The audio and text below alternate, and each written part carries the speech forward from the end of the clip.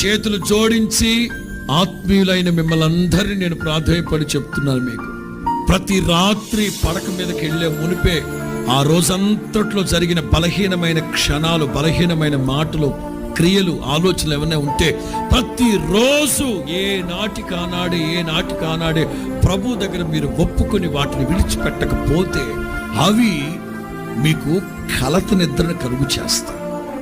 అవి కలలో మిమ్మల్ని కలవర పెడతాయి. తద్వారా నీరసిల్లిపోతావు, కృంగిపోతావు, దిగసారిపోతావు.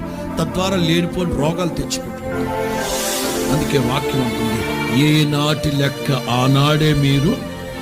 కనుక దీని అర్థం ఏంటంటే పని దొంగలుగా ఉండకూడదని, సోమరిపోతులై